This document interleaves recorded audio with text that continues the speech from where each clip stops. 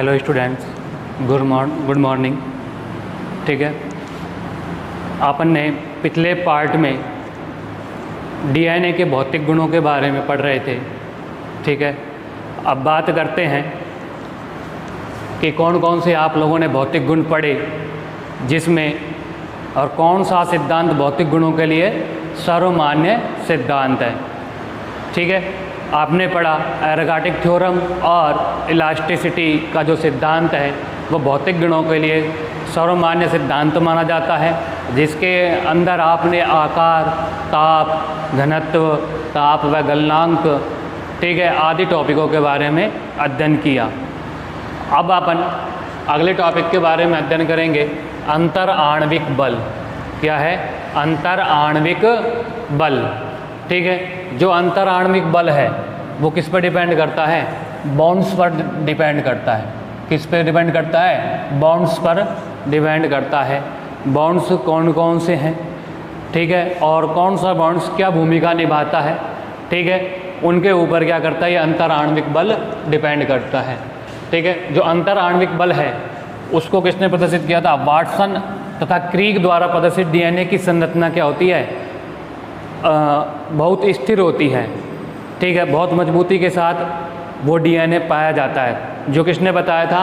Watson एवं क्रीग ने। ठीक है, वाटसन तथा क्रीग द्वारा प्रदर्शित डीएनए की संरचना क्या होती है? अत्यंत स्थिर होती है, और यह स्थिरता निम्न बंधों के कारण होती है। या फिर अपन ये कहें कि जो अंतर आणविक बल है वो इन बंधों के कारण ही क्या होते हैं? पाए जाते हैं। वो बंध कौन कौन से हैं? एक तो हाइड्रोजन बॉन्ड है, जल वैरागी क्रिया है, ठीक है, विद्युत स्थैतिक बल है, चट्टे पारस्परिक क्रिया है। ठीक है, तो ये है 4 प्रकार के हैं। इसमें वांडर वॉल्स बंध भी पाया जाता है।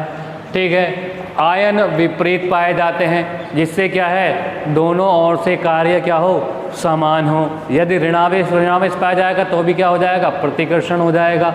और धनावेश पाया जाएगा तो भी क्या हो जाएगा? बॉन्डों के अंदर प्रतिकर्षण हो जाएगा। तो बॉन्ड को स्थिर करने के लिए उनमें उपस्थित आवेश क्या होते हैं? विपरीत प्रकार के होते हैं। एक माइनस है तो दूसरा क्या होगा? प्लस होगा। ठीक है, जब भी तो कोई संरचना क्या होगी? स्थिर ही होगी। अब बात करते हैं हाइड्रोजन बॉन्ड की। किसकी बात करते हैं? हाइड्रोजन बॉन्ड की। ठीक है, जो हाइड्रोजन बॉन्ड है वो क्षार युग्मों के अंदर पाए जाते हैं। किसमें पाए जाते हैं? क्षार युग्मों के अंदर पाए जाते हैं। जो दो बॉन्डों के द्वारा थायमीन के साथ जुड़ा रहता है, और C ट्रिपल बॉन्ड के द्वारा ग्वानिन के साथ जुड़ा रहता है। ठीक है, तो पढ़ लेते हैं। जो डीएनए अणु के दोनों सूत्र हैं वो क्या है? अलग अलग संरचनात्मक इकाइयों के होते हैं, और दोनों श्रृंखलाओं पर उपस्थित क्षार हाइड्रोजन बॉन्ड द्वारा जुड़े रहते हैं। ठीक है, जो न्यूक्लियोटाइड्स हैं या क्षार हैं वो क्या है? इन हाइड्रोजन बॉन्डों के द्वारा जुड़े रहते हैं, जिनमें जो एडेनिन है वो थायमीन के साथ 2 बॉन्डों के द्वारा जुड़ा रहता है। कितने बॉन्ड के द्वारा जुड़ा रहता है? 2 बॉन्ड के द्वारा जुड़ा रहता है। और जो साइटोसिन है वो ग्वानिन के साथ ट्रिपल बॉन्ड के द्वारा जुड़ा रहता है। किसके द्वारा जुड़ा रहता है? ट्रिपल बॉन्ड के द्वारा जुड़ा रहता है। और क्या करते हैं? डीएनए के द्विकुंडलित संरचना को स्थिर बनाते हैं, या डीएनए के द्विकुंडलित संरचना को क्या करते हैं? निर्मित करते हैं। ठीक है, तो अंतर आणविक बलों में एक हाइड्रोजन बॉन्ड है, जो आपको समझ में आ गया। इसमें क्या है? जो डीएनए की द्विकुंडलित संरचना है उसके अंदर जो क्षार युग्म पाए जा रहे हैं, न्यूक्लियोटाइड पाए जा रहे हैं, न्यूक्लियोटाइड बेस पाए जा रहे हैं, वो क्या हैं? हाइड्रोजन बॉन्डों के द्वारा आपस में क्या होते हैं? जुड़े हुए होते हैं। क्या होते हैं? आपस में जुड़े हुए होते हैं। जिसमें एडेनिन किसके साथ जुड़ता है? थायमीन के साथ जुड़ता है। कितने बॉन्डों के द्वारा? 2 बॉन्ड के द्वारा, 2 हाइड्रोजन बॉन्ड के द्वारा। इसी प्रकार जो साइटोसिन है वो ग्वानिन के साथ ट्रिपल बॉन्ड के द्वारा जुड़ता है। ठीक है, अब बात करते हैं जल वैरागी क्रिया की। जल वैरागी क्रिया की यानी हाइड्रोफोबिक रिएक्शन। देखो, डीएनए में जो न्यूक्लियोटाइड बेस हैं, ATG से जो न्यूक्लियोटाइड बेस हैं, इनके अंदर जल विरागी और जल स्नेही प्रकृति पाई जाती है। क्या पाई जाती है? जल विरागी और जल स्नेही प्रकृति पाई जाती है। और ये दोनों क्या हैं? एक दूसरे के विपरीत गुणों वाले हैं। ठीक है, और एक दूसरे के विपरीत गुणों वाले हैं, इसलिए ये क्या करते हैं? डीएनए को क्या कर लेते हैं? स्थिर बनाते हैं। ठीक है। तो देखते हैं जो डीएनए में न्यूक्लियोटाइड बेस है, ठीक है, वो किस प्रकृति का है? जल विरागी प्रकृति का है। किस प्रकृति का है? हाइड्रोफोबिक प्रकृति का होता है। जबकि फास्फोरस और डीऑक्सीराइबोज, जबकि फास्फोरस और डीऑक्सीराइबोज क्या है? जल स्नेही प्रकृति के हैं, हाइड्रोफिलिक प्रकृति के होते हैं। ध्यान रखना, जो न्यूक्लियोटाइड बेस हैं ATGC, ये क्या हैं? जल विरागी, हाइड्रोफोबिक। क्या है ये? हाइड्रोफोबिक। और जो डीऑक्सीराइबोज है और फास्फोरस हैं, ये क्या हैं? हाइड्रोफिलिक। ये क्या है? हाइड्रोफिलिक। ठीक है, समझ में आ गया? दोनों प्रकृति के हैं। और यही जल विरागी व जल स्नेही बल के कारण डीएनए क्या होता है? स्थिर होता है, या जल विरागी क्रिया के कारण और जल स्नेही क्रिया के कारण क्या है? जो डीएनए है वो क्या होते हैं? स्थिर बने रहते हैं। ठीक है, तो समझ में आ गया कि ये जब ये न्यूक्लियोटाइड क्या है? जल विरागी है, और जो डीऑक्सीराइबोज है ये जल स्नेही है। इन दोनों के मध्य में क्रिया होगी तो दोनों क्या होंगे? एक दूसरे से आकर्षित होंगे। समान आवेश एक दूसरे को प्रतिकर्षण और विपरीत आवेश एक दूसरे को क्या करते हैं? आकर्षण करते हैं। जब आकर्षण होता है तो बॉन्ड का निर्माण होता है, और जब बॉन्ड बन जाते हैं तो कोई भी संरचना क्या हो जाती है? स्थिर हो जाती है। ठीक है, अब बात करते हैं तीसरे पॉइंट की, विद्युत स्थैतिक बल। क्या है? विद्युत स्थैतिक बल। देखो, डीएनए श्रृंखला के बाह्य सिरे पर क्या है? फास्फेट समूह उपस्थित है। क्या है? फास्फेट समूह उपस्थित हैं।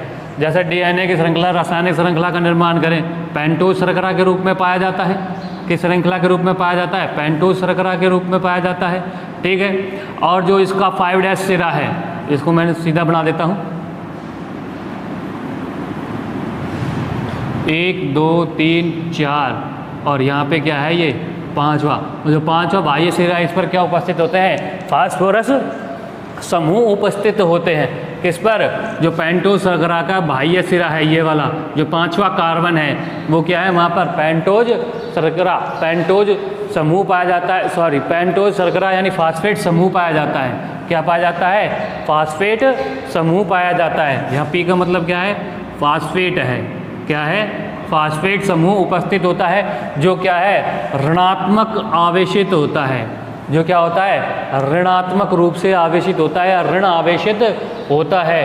अब आपको पता ही है, जब यह ऋण आवेश है, अब इसको क्या करेंगे? अपन उदासीन करेंगे, तो अपन को क्या चाहिए? धनावेश चाहिए। तो ठीक है, जब अपन धनावेश क्या करते हैं? जो ये फास्फेट समूह को क्या कर लेता है? जो हिस्टोन प्रोटीन है, कौन सा प्रोटीन है? हिस्टोन प्रोटीन है। वो क्या है? क्या है? धनावेश है। और इसको क्या कर लेता है? ऋणावेश को चारों तरफ से लपेट लेता है, और इसको क्या कर देता है? उदासीन कर देता है। और जब ये उदासीन हो जाता है तो डीएनए की संरचना क्या हो जाती है? स्थिर हो जाती है। जो हिस्टोन प्रोटीन है, हिस्टोन प्रोटीन का कार्य क्या है? हिस्टोन प्रोटीन किससे बना है? एक तो लाइसिन से बना है, और एक आर्जिनिन से बना है। किससे बना है? लाइसिन से बना है और आर्जिनिन से बना है। कौन? हिस्टोन प्रोटीन लाइसिन और आर्जिनिन से मिलकर बना होता है। और लाइसिन और आर्जिनिन का कार्य क्या है? प्रत्यास्थता प्रदान करना, प्रत्यास्थता व स्थिरता प्रदान करना। क्या है? प्रत्यास्थता व स्थिरता प्रदान करना। यह किसका काम है? लाइसिन और आर्जिनिन का। और लाइसिन और आर्जिनिन मिलकर किसका निर्माण करते हैं? हिस्टोन प्रोटीन का निर्माण करते हैं। किसका निर्माण करते हैं? हिस्टोन प्रोटीन का निर्माण करते हैं। और हिस्टोन प्रोटीन कैसा होता है? धनावेश होता है। कैसा होता है? धनावेश होता है। और यह हिस्टोन प्रोटीन धनावेश है, जो फास्फेट समूह को क्या कर लेता है? आवृत कर लेता है, अब उसको चारों ओर से ढक लेता है, जिससे क्या है? डीएनए की संरचना क्या हो जाती है? स्थिर हो जाती है। अगर हिस्टोन प्रोटीन ऐसा नहीं करे तो स्थिर विद्युत बल के कारण डीएनए क्या हो जाएगा? अस्थिर हो जाएगा या विकृत हो जाएगा। ठीक है, तो समझ में आ गया वैद्युत स्थैतिक बल क्या है? इसको विद्युत की जगह वैद्युत करो। ठीक है, वैद्युत स्थैतिक बल क्या है? डीएनए की श्रृंखला के बाहरी सिरे पर क्या है? फास्फेट समूह है। जैसे ये अपने पेंटोज शर्करा बनाई, इसका 5' कार्बन पर क्या उपस्थित है? फास्फेट समूह उपस्थित है। और फास्फेट समूह क्या है? ऋणावेश है। फास्फेट समूह क्या है? ऋणावेश है।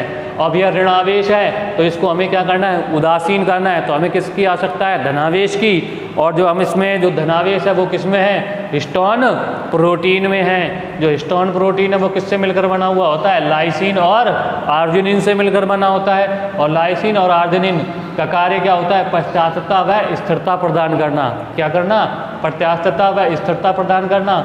और हिस्टोन प्रोटीन क्या होता है, धनावेशित होता है। धनावेशित होने के कारण ये फास्फेट समूह को क्या कर लेता है, चारों तरफ से घेर लेता है, जिससे क्या हो जाता है, डीएनए स्थिर हो जाता है। ठीक है, तो तीसरा पॉइंट भी हो गया।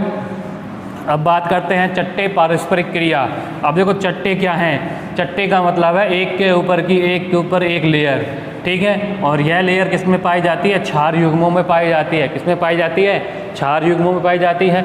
जिस प्रकार आपने देखा होगा, यह कोई एक कुंडलन है जिसमें A डबल बॉन्ड T द्वारा, C ट्रिपल बॉन्ड G द्वारा, इसी प्रकार ये क्या है, जुड़े रहते हैं। तो ये क्रिया यह चलती रहती है। तो एक के ऊपर एक क्षार युग्म क्या होते हैं, उपस्थित होते हैं। क्या होते हैं, क्षार युग्म उपस्थित होते हैं। ठीक है, और ये जो क्षार युग्म एक के ऊपर एक उपस्थित होते हैं, वान डर वाल बल के द्वारा व्यवस्थित होते हैं। किसके द्वारा व्यवस्थित होते हैं, वान डर वाल बंध के द्वारा व्यवस्थित होते हैं। और इसी कारण इसको क्या कहते हैं, चट्टे पारस्परिक क्रिया कहते हैं।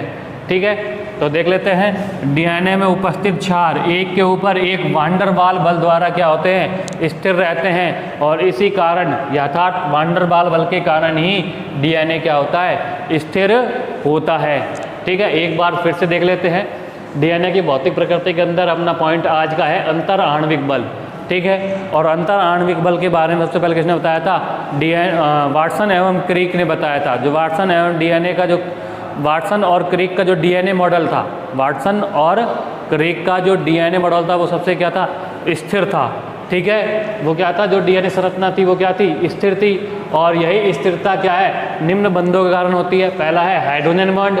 हाइड्रोजन बॉन्ड एडेनिन थायमिन के साथ डबल बॉन्ड के द्वारा, और साइटोसिन ग्वानिन के साथ ट्रिपल बॉन्ड के द्वारा क्या होती हैं, जुड़ी होती हैं। ठीक है, और जो ये डबल बॉन्ड और ट्रिपल बॉन्ड क्या है, ये हाइड्रोजन बॉन्ड है। क्या है, ये हाइड्रोजन बॉन्ड है। ठीक है, तो पहला समझ में आ गया। दूसरा क्या है, जल वैरागी क्रिया।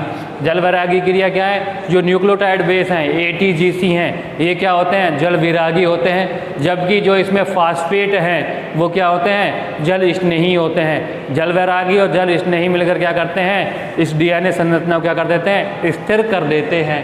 ठीक है, अब बात करते हैं तीसरे पॉइंट की, वैद्युत स्थैतिक बल। क्या है, वैद्युत स्थैतिक बल। अब जो डीएनए श्रृंखला का फास्फेट समूह है वो क्या है, ऋणावेश है। और इस ऋणावेश को हिस्टोन प्रोटीन, ठीक है, क्या कर लेता है, आवृत कर लेता है। और आवृत कर लेता है, और हिस्टोन प्रोटीन क्या है, धनावेश है। तो ये क्या हो जाता है, ऋणावेश उदासीन हो जाता है। क्या हो जाता है, उदासीन हो जाता है, जिससे क्या होता है, डीएनए स्थिर हो जाता है। ठीक है, अब बात करते हैं चट्टे पारस्परिक क्रिया। अब डीएनए में उपस्थित क्षार हैं वो एक के ऊपर एक पाए जाते हैं। और किसके कारण ये द्वारा एक के ऊपर एक पाए जाते हैं, वान डर वाल बंध के द्वारा एक के ऊपर एक पाए जाते हैं। और यही वान डर वाल जो बंध है या बल है वो क्या करता है, इस डीएनए को क्या करता है, स्थिर करता है। ठीक है, अब बात करते हैं यहाँ पर वेग अवसाधन की। वेग अवसाधन आपने पढ़ लिया। जो बड़े प्रकार के डीएनए हैं वो क्या है, धीरे धीरे गति करते हैं। जो छोटे प्रकार के और सीधे प्रकार के डीएनए हैं वो क्या करते हैं, तीव्र गति से गति करते हैं। यह आपने पहले पढ़ लिया और यही फैक्ट यहाँ पर है। ठीक है, देखो वेग अवसाधन घनत्व और आकार पर निर्भर करता है। किस पर निर्भर करता है, घनत्व और आकार पर निर्भर करता है। और घनत्व और आकार पर निर्भर करता है, जिससे क्या है, अधिक घनत्व वाला डीएनए क्या होता है, सेंट्रीफ्यूगेशन द्वारा सबसे पहले अवसादित हो जाता है। मतलब कम घनत्व वाला तो डीएनए क्या होगा, सेंट्रीफ्यूगेशन धीरे धीरे होगा।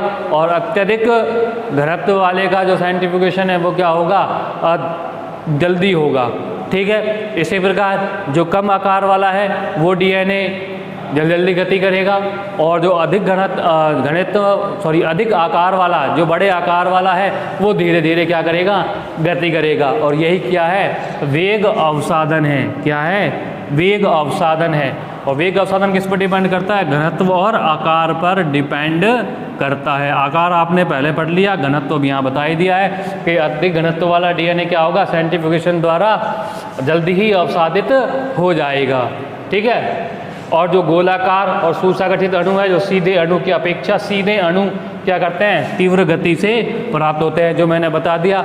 और जब ये छोटे या सीधे अणु जो जल्दी गति करते हैं वो क्या करते हैं? अवसादन बैंड प्राप्त करवाते हैं। क्या करते हैं? अवसादन बैंड प्राप्त करवाते हैं। और इनका उपयोग किस लिए किया जाता है? अवसादन बैंड प्राप्त करने के लिए किया जाता है। किनका उपयोग? जो गोलाकार और छोटे अणु सीधे अणु हैं, इनका उपयोग बैंड प्राप्त करने के लिए। कौन से बैंड? अवसादन गुणांक बैंड प्राप्त करने के लिए किए जाते हैं। ठीक है, समझ में आ गया? ये आप लोगों ने पहले भी पढ़ लिया था। अब बात करते हैं डीएनए का लचीलापन। डीएनए का लचीलापन, और डीएनए का लचीलापन किसके कारण आता है? फास्फेट समूह के कारण आता है। किसके कारण आता है? फास्फेट समूह के कारण आता है। और फास्फेट की जो बैकबोन है, अर्थात फास्फेट की जो श्रृंखला है, उस पर क्या है? अनेक पुनरावृत्ति बैंड पाए जाते हैं। अनेक पुनरावृत्ति बैंड का मतलब श्रृंखला बनाने वाले बैंड, जो बार बार क्या हो? पुनरावृत्तित हों, यानी रेप्लिकेटेड हों, और बार बार क्या करें? नई श्रृंखला का निर्माण करें। इसलिए इसकी वजह से क्या है? डीएनए में क्या आता है? लचीलापन आ जाता है। क्या जाता है? लचीलापन आ जाता है। तो समझ में आ गया डीएनए का लचीलापन क्या आता है? डीएनए की फास्फेट से निर्मित बैकबोन पर, अर्थात फास्फेट से निर्मित श्रृंखला पर अनेक पुनरावृत्ति क्या पाए जाते हैं? बैंड पाए जाते हैं। अर्थात या डीएनए कहीं से टूट जाता है तो वहाँ पर अनेक बैंड पाए जाते हैं, जो टूटा हुआ खंड है वो कहीं ना कहीं जुड़ जाएगा। ठीक है, तो क्या पुनरावृत्ति बैंड पाए जाते हैं, जिनकी वजह से क्या है? डीएनए क्या होता है? लचीलापन आ जाता है। ठीक है, तो ये आपको समझ में आ गया होगा। पहला अंतराण्विक बल, दूसरा है वेग अवसाधन, और आज का तीसरा पॉइंट है डीएनए का लचीलापन। ठीक है, और इनकी कैटेगरी 9वीं, 10वीं और 11वीं। ठीक है,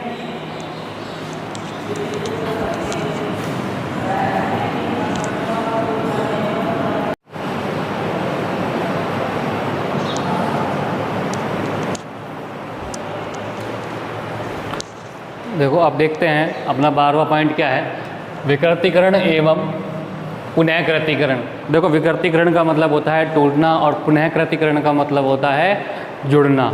ठीक है, अब बात करते हैं डीएनए का विकृतीकरण कैसे होता है। ठीक है, जो डीएनए क्या होता है? बिल्कुल नाजुक होता है, बिल्कुल पतला सा होता है। क्या होता है? बिल्कुल नाजुक होता है, पतला सा होता है। ठीक है, अब उसमें क्या है? अनेक भौतिक एवं रासायनिक क्रियाएँ होती रहती हैं। क्या होती हैं? अनेक भौतिक एवं रासायनिक क्रियाएं होती रहती हैं। जैसे रासायनिक क्रियाओं के अंदर क्या है? एक्सरे है, पैराबैंगनी किरणें हैं। ठीक है, इन पर क्या इनका प्रभाव पड़ता है, और इन प्रभाव पड़ने से क्या हो जाता है? डीएनए विकृत हो जाता है। क्या हो जाता है? डीएनए विकृत हो जाता है। लेकिन जो अपनी कोशिकाएं हैं, इन कोशिकाओं में क्या होते हैं? एक अंतर्भूत क्षमता पाई जाती है। किसकी? रेप्लिकेशन करने की और पुनरुद्भवन करने की। क्या किसी पाई जाती है? रेप्लिकेशन करने की और पुनरुद्भवन की। और जहाँ से ये डीएनए क्या होता है? टूटता है, वह कोशिका उसे पहचान लेती है और उसे क्या कर देती है? दोबारा रिपेयर कर देती है। और दोबारा रिपेयर करना ही क्या कहलाता है? प्रतिकृतीकरण कहलाता है। ठीक है, तो अब देख लेते हैं पुनःकृतीकरण कहलाता है। क्या कहलाता है? पुनःकृतीकरण कहलाता है। प्रतिकृतीकरण नहीं, पुनःकृतीकरण कहलाता है। ठीक है, तो अब समझना विकृतीकरण और पुनःकृतीकरण क्या है। देखो, डीएनए अणु क्या होते हैं? अत्यंत नाजुक होते हैं, जिसमें विभिन्न प्रकार के भौतिक तथा रासायनिक अंतरकोशिकीय दबावों का सामना करना पड़ता है। किसको? डीएनए को। जो डीएनए है वो क्या करता है? भौतिक तथा रासायनिक क्या है? जो अंतरकोशिकीय दबाव हैं उनको क्या करता है? का सामना करता है, अर्थात सहन करता है, जिसमें क्या है? ताप है, पैराबैंगनी किरणें हैं, एक्स किरणें हैं आदि शामिल हैं, जिससे क्या है? डीएनए क्या हो जाता है? विकृत हो जाता है। ठीक है, जैसा मैंने आपको अभी बताया था, जो डीएनए है वो भौतिक एवं रासायनिक क्रियाओं के द्वारा क्या हो जाता है? विकृत हो जाता है, जिनके अंदर क्या क्या आती हैं? ताप आता है, ठीक है, दबाव आता है, एक्स किरणें आती हैं, पैराबैंगनी किरणें आती हैं, जिससे क्या है? डीएनए विकृत हो जाता है। ठीक है, अब क्या है? अगला देखते हैं पुनःकृतीकरण क्या होता है। जो कोशिकाओं के डीएनए में सुधार की क्या होती है? अंतर्भूत क्षमता होती है। क्या होती है? डीएनए में सुधार की क्या होती है, अंतर्भूत क्षमता होती है। किसमें? कोशिकाओं के डीएनए में। ठीक है, सुधार की क्या होती है, अंतर्भूत क्षमता होती है। और यह डीएनए जो विकृत होती है, जहाँ से डीएनए क्या होता है, टूटता है, क्या होता है, जहाँ से डीएनए टूटता है, कोशिकाएं उसे क्या कर लेती हैं, पहचान लेती हैं कि यहाँ से डीएनए क्या हो गया, टूट गया, और उनमें क्या कर देती है, सुधार कर देती हैं। और यही क्या कहलाता है, पुनः कृतिकरण कहलाता है। क्या कहलाता है? पुनः कृतिकरण कहलाता है। ठीक है, समझ में आ गया। विकृतीकरण पहले तो टूटेगा और फिर कोशिकाएं उसे क्या करेंगी, पहचानेंगी, और पहचानेंगी तो उसको क्या कर देंगे, उसको रिपेयर कर देंगी, जैसे हम क्या कहेंगे, पुनः कृतिकरण कहते हैं। ठीक है, अब बात करते हैं डीएनए का कुंडलन।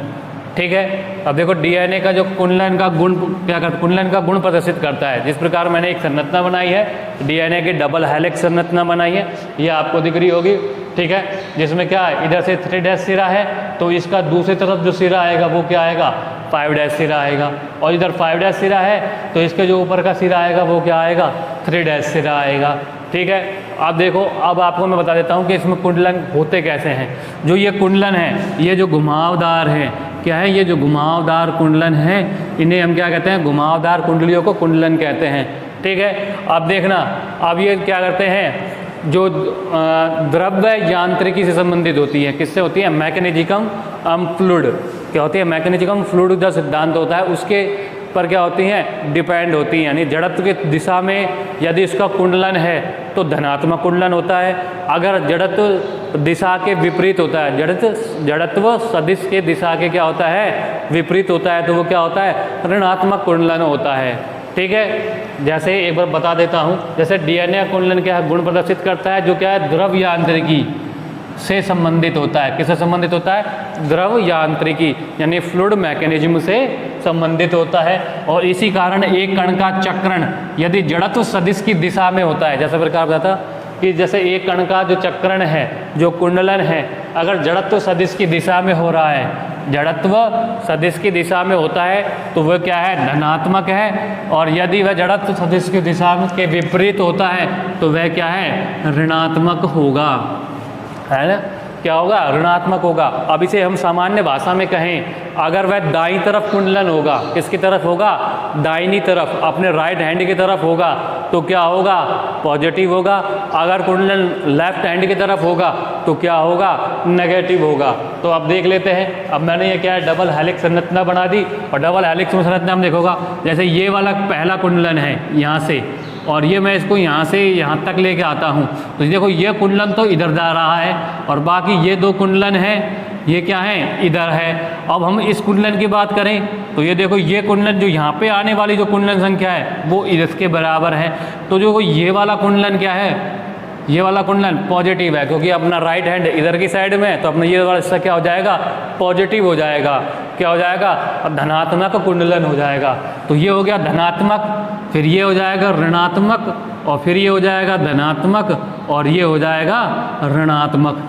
ठीक है, क्या हो जाएगा, ऋणात्मक। इस प्रकार अपने दाहिने से जो पॉजिटिव, जो मतलब जो पॉजिटिव सिरा है वो किधर आएगा, दाएं तरफ आएगा, अपने राइट हैंड की तरफ आएगा, और जो लेफ्ट सिरा है वो किधर आएगा, नेगेटिव की सिरा की दिशा पर, नेगेटिव की दिशा में आएगा।